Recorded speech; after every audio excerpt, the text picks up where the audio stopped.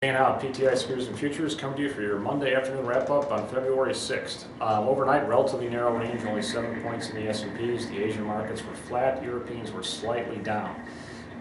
We came in, and actually the news of this morning was, once again, the Greek deal was supposed to be done every day last week, for sure by the end of the week. Of course, we forgot about it with our great employment news, but it still wasn't done. And guess what? It's just one of those deals that it's going to happen every day. They have an agreement in principle, but you know what? It's the Europeans, at least the big boy Europeans, the Germans and the French, keep saying more austerity, and the devil's in the details because they want more austerity, but guess what? They want it to do with positive growth, so therefore they don't have to do it again.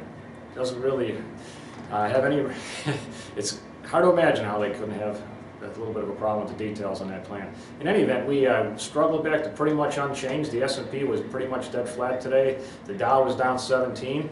Once again, much better than the beginning of the day. However, most of the Dow stocks were down today, so the breath was actually pretty bad. NASDAQ was down 3. The 10-year note was probably the only thing that actually moved here today. The 10-year yield was 1.90.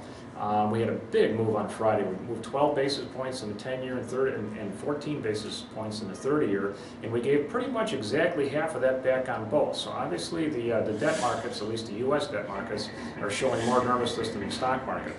The gold actually lost $16 today, closed at $17.23.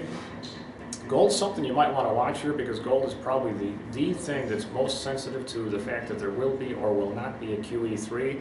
And we can argue whether or not last Friday's employment report was good, bad, whether there was going to be revisions in the future. But they did do one thing, and it certainly pushed off the possibility for QE3 a little bit further into the future.